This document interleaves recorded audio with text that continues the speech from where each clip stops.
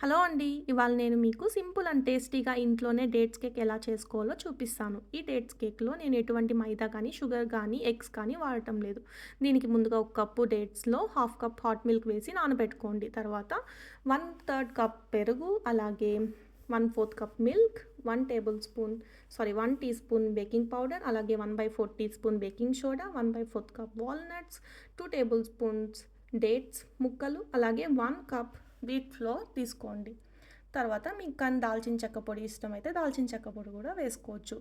తర్వాత ముందుగా నానబెట్టుకున్న డేట్స్ అండ్ మిల్క్ని బాగా మిక్సీ పట్టుకొని ఇందులోనే హాఫ్ కప్ మెల్టెడ్ బటర్ వేసుకోండి. బటర్ లేదు అనుకుంటే ఆయిల్ వేసుకోండి.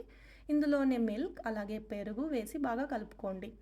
తర్వాత ఇందులోనే ముందుగా తీసి పెట్టుకున్న wheat flour, baking soda, baking powder వేసి బాగా జల్లెడ పట్టుకోండి. ఇది ఖచ్చితంగా జల్లెడ పట్టే వేసుకోవాలి. తర్వాత ఈ మిశ్రమాన్నంతా బాగా మిక్స్ చేసుకోండి.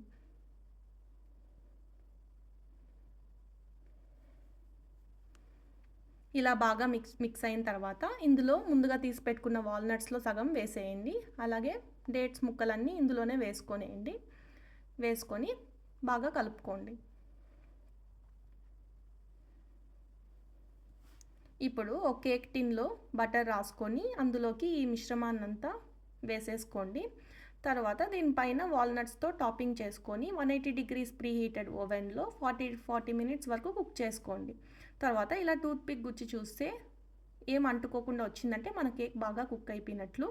అంతే, ఎంతో సింపుల్ అండ్ ఈజీగా చేసుకునే డేట్స్ కేక్ రెడీ అయిపోయింది. మీరు కూడా మీ ఇంట్లో ట్రై చేసి ఎలా వచ్చిందో నాకు కమెంట్ సెక్షన్లో కమెంట్ చేయండి.